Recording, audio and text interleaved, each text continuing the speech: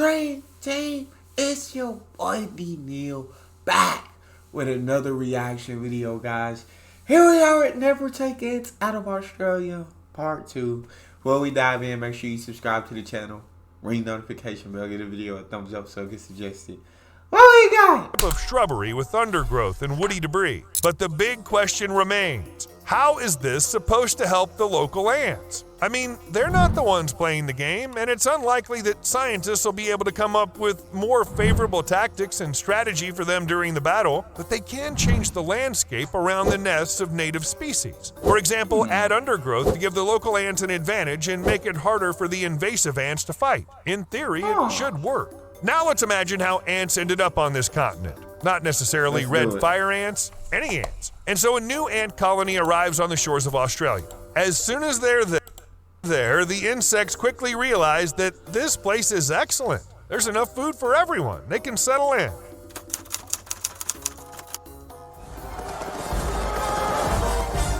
Still, they've got tough competition. Loads of ants around. To deal with that, the newcomers start changing to hold their ground in this competitive scene. Yes, changing at the physical level. Take the African big-headed ant. This is also an invasive species that arrived in Australia from Africa long before red fire ants. As the name suggests, these ants have disproportionately huge heads. Except that the big-headed ants that have moved to Australia now have even bigger heads. In Australia, the local ants are quite diverse and very formidable. Basically, the local ants weren't backing down. They fought fiercely for their turf and resources. Those big-headed ants were really aggressive towards the native ants, but they were under too much heat.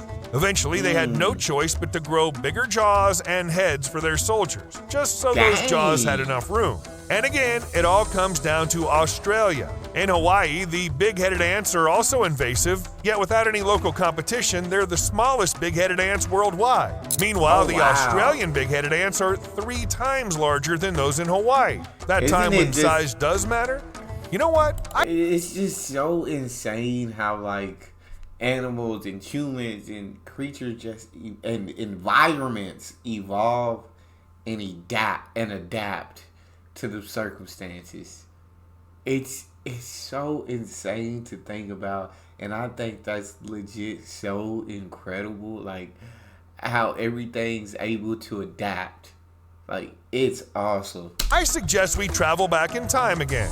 Back when Australia started transforming into a land of ants millions of years ago. They had to adapt and find their own niches. While some ants claimed regular areas, a species known as Camponotus anderseni ended up making homes in the mangrove forests. Mangrove forests aren't the coziest hangout spots because they keep ending up underwater. For a little ant scared of water, that's quite a challenge. But those poor ants didn't have much choice. The competition in other areas was too fierce, and in nature, things are pretty straightforward. One creature claims its spot, and the rest either find a new place or, well, go extinct. Our ants refused to vanish, so they adapted.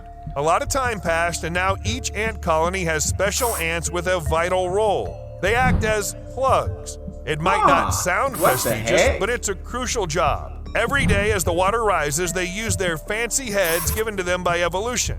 To be honest, these ants look like distant relatives of Persian cats, like someone flattened their head with a frying pan. These ants make sure their nest stays dry even when submerged underwater for hours. No water seeps inside at all. Those other ants haven't just stayed put, they found ways to adapt too. When water catches the worker ants outside, they hurry up into the treetops, and whether it's inside mangrove trees or in the mud, there are small air-filled spaces, great spots to hang out until the tide recedes. This ant strategy is so amazing that it evolved independently multiple times on Earth. Similar tactics are used. That is so legit insane, bro. I swear that is legit. Adaptation and evolution is incredible. By certain ant species in the US. But nature has given our Australian ants something of an evolutionary cherry on the evolutionary cake. To avoid suffocating in the nest, the ants turn on anaerobic respiration, which doesn't require oxygen. All this, a whole bunch of tricks and adaptations just to survive in the most uninhabitable conditions possible. Ants of another species, Polyrhacus sokolova, which also live in Australia, have learned to swim. Yes, ants don't usually swim, but What? these ones are not usual. They simply need this skill to get to the nest before high tide.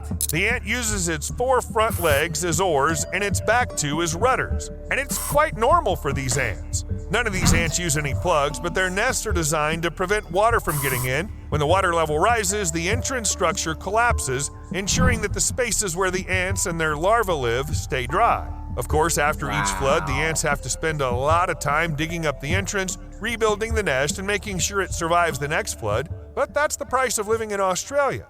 You know, That's nothing insane, comes easy to bro. anyone here. You have to fight all the time. Australian ants have another skill, playing dead, along with their entire colony. You already know that many creatures play dead to avoid becoming a predator's meal. It's a well-known trick. Yet in Australia, ants have brought this art to an entirely new level. Just a year ago, researchers observed an entire ant colony collectively pretending to be dead, all at the same time. When scientists initially observed the ants, they actually believed the whole colony had died. It's a bit sad, but these things happen. And then one ant stirred, followed by another, and then another one. It quickly became clear that the little critters got scared, then decided to outsmart the humans. This is the very first documented case globally. Before, scientists assumed that when insects played dead, they did it individually. To be fair, These ants are legit fascinating. Are literally so freaking fascinating. Australia is like the ultimate ant playground, so it's no shocker this massive show happened here. With tons of ant-eating predators around, ants have to get creative to survive. Sometimes it means faking their death. Playing dead's just one of their survival tricks. They're practically in a survival contest against each other. It's like a race for the quirkiest survival move. Winners get to live, losers become lunch. Gotta say, these game rules don't sound that great. And yet, Australia is like an ant paradise. So much so that you can even find dinosaur ants here. Remember What is when a I said bull dinosaur ants could ant? survive in Australia because it was safe for ages? Well, you wouldn't guess how safe it really was. Meet the dinosaur ant, aka Gnathomymercia macrops. You can only find it in Australia. Check out this insect. It gives you a glimpse of what ants were probably like 100 million years ago, back when they had recently branched off from wasps and became a distinct species. The dinosaur ant holds the title of the most wasp-like among contemporary species and stands out as the most primitive among Australian ants. Scientists claim that evolution has barely altered it over millions of years, earning them the status of a living fossil. Speaking of which, it's related to those Australian endemic bull ants we mentioned earlier. Someone like a great-grandfather several times removed? In the world of scientists, this ant is kind of a celebrity. After it was discovered in 1931, the ant was sought out for a thorough study and has not been left alone since. The town of Puchera, the place where it was first spotted, has turned it into a bit of a tourist attraction, complete with an ant sculpture to lure in more curious visitors.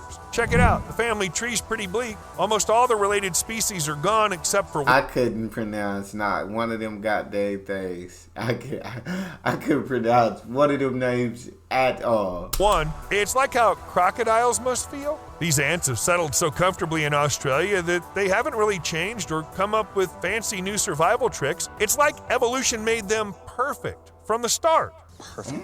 Everything, down to the last minute details.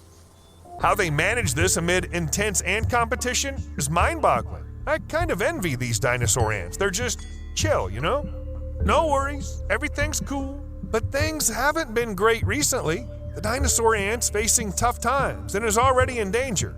Scientists reckon there are only a handful of colonies left, but the ants in those colonies are still living their best lives. While tourists are fascinated by living fossils, some ants will do whatever it takes to keep outsiders away. I mean, there are many species out there that use this strategy, but one notable example is the greenhead ant. The bites of these insects cause the release of a flood of toxins that cause shivering, uncontrollable, and prolonged pain in both humans and other mammals.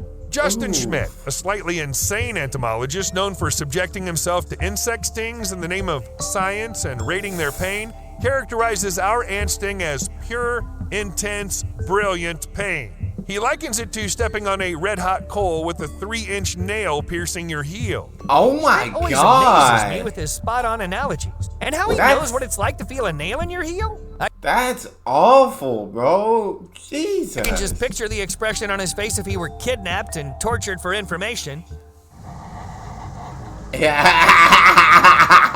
Oh, about that soldering iron you put inside me? It kind of felt like getting bitten by a rattlesnake. He actually said that about the bullet ant bite, but scientists found that both ant bites are pretty much the same, so that's the deal. You might feel this intense drilling ache for as long as 12 hours, and it's not just in your muscles, it penetrates deep into your bones. You'll be sweating buckets and getting nonstop goosebumps all over. Let's skip the complicated chemistry talk with proteins and cells. There's a simple way to explain how it works. When an ant bites, its venom messes with your nerves, making them fire off pain signals to your brain. Normally, there's a channel that opens and shuts these signals, but the venom stops it from closing. So for a whopping 12 hours, your nerves keep telling your brain all about the pain. To protect their nests from threats like predators and germs, ants rely on toxins. These toxins aren't just for defense, they're handy tools for catching prey, too. Some scientists think this might explain why green-headed ants are such skillful hunters. Producing toxins is quite a demanding process that animals usually save for extreme situations. All Australian ants carry some toxicity, likely due to competition. Yet the green-headed ant seems to excel in this department, and it made the right bet. This skill is paid off well. They have no trouble surviving and are far from extinction. Maybe there's another clever strategy that could theoretically prevent extinction. It's a crafty approach based on human greed. But it's only right for the most aggressive ants, like green tree ants. Have you ever heard of them? For some, this species is just an insect that lives in tropical Asia and Australia, can stitch leaves together and bites like hell. Not many people... What you mean can stitch leaves? They can stitch leaves? I mean, this is crazy. This is ants are awesome. Point blank period, ants are awesome. Willingly get close to such an ant. However, Queensland fruit growers have suddenly discovered that these ants are great for fighting other animals that try to eat their fruit. For several years now, people have been using ants to get rid of all sap-sucking bugs, as well as larger animals such as sulfur-crested cockatoos. It turns out that if there are plenty of ants on the fruit, it actually deters other animals. No one really wants to mess with ants. So what the farmers do is they gather up entire ant colonies themselves and bring them to the orchard. They even set up conditions that make the ants comfortable so they'd want to stick around. Just think about the kind of relationship they have with these insects, even though ants are definitely not the friendliest creatures. But how does this defense system even work? A terrestrial invertebrate expert says that green tree ants can protect crops because they're extremely hostile to other creatures. Yep, surprise, surprise, another Australian animal that seems to hate everything living around it. So whenever a creature approaches the ant colony and bothers them, the ants instantly feel the urge to attack the intruder. This urge comes along with the release of formic acid and biting, which scares away these creatures, usually known for raiding human crops, preventing them from returning. Sure, ants do attack insects that pollinate plants, but experts don't think it's a major problem. In the end, the ants manage the pollination, even if it's not intentional. What matters most is that the job gets done, right? The positive effect of keeping pests away outweighs any negative impact, both the reduction of pollinators and the biting of farmers. Also, using ants in the garden is way cheaper than constantly using chemical sprays. Not to mention environmental friendliness. All in all, these helpful ants are clearly not in danger of extinction. Other than the dinosaur ants, it seems like most species aren't on the brink of extinction. It's like they have their own thing working for them.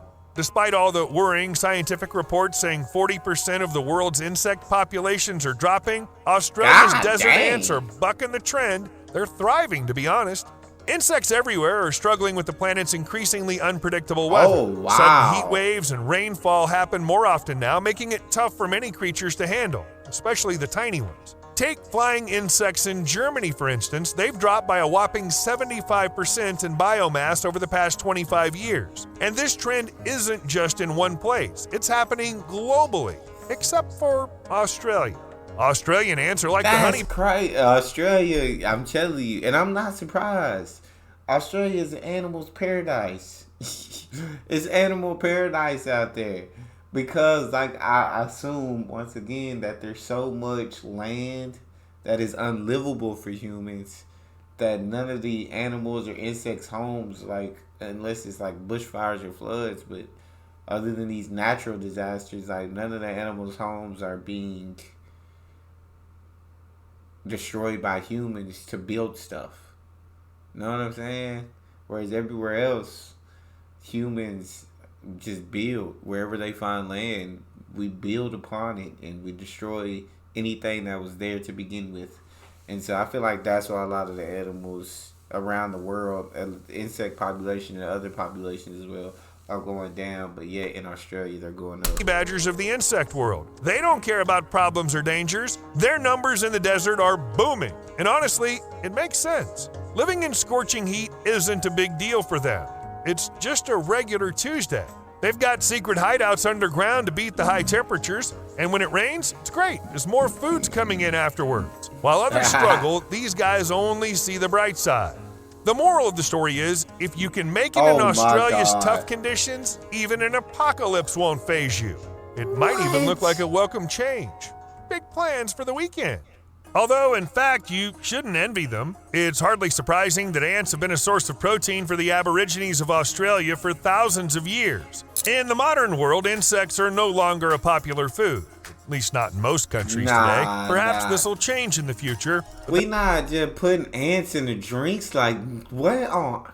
Nah, I can't see that catching on, my boy. Can't see that catching on, my boy. Can't see That's it. not the point. Looks like Australians decided not to wait any longer. Well, you can understand them. With so many ants around, why not take advantage of it? In a new gin launched in South Australia, the green tree ants I've already mentioned are the main ingredient. While the drink includes several other components, it's the insects that stand out. To make sure they're not overlooked, every bottle contains a handful of ants, dead of course, otherwise they'd end up quite tipsy. The drink was created at a distillery in the Adelaide Hills region. At first, the founder and head producer wasn't thrilled with the use of ants and alcohol. It took several months to convince the man to try some insects and put them anywhere near his stills. But when it finally happened, the man decided that it was actually a great idea. Much better than it might have seemed at first glance. The flavor of the ants, by the way, is described as limey with notes of coriander and herbs. It's said to perfectly accentuate the gin's original flavor. Of course, it's up to you to decide whether or not to eat an ant that floats in the bottle and can get into the glass. After all, you can simply take the ant away. The manufacturer suggests giving it a try, assuring an explosion of flavor. Supposedly, people's eyes sparkle and they have a big smile after tasting gin with ants. But is it really the ant or just the gin doing the trick? The bottom line is that these ants are gaining popularity. They're found in culinary circles, and there's growing interest in them among influential Australian and international chefs. Restaurants are already buying these ants for $650 per 2 pounds wholesale, and they're harvested with proper permission, no poaching involved. Meanwhile, another producer introduced goat cheese filled with these ants. This special cheese goes for $350 for 2 pounds, making it one of the priciest cheeses in the country. It snagged a Super Gold Award at the World Cheese Awards in late 2016, beating over 3,000 other entries. That's all because they didn't have ants. No doubt about that. See you later. Yeah, I can't eat no ants, bro. I can't eat no ants. But the ants are absolutely so freaking fascinating in their abilities to adapt and adjust to the environment and the circumstances.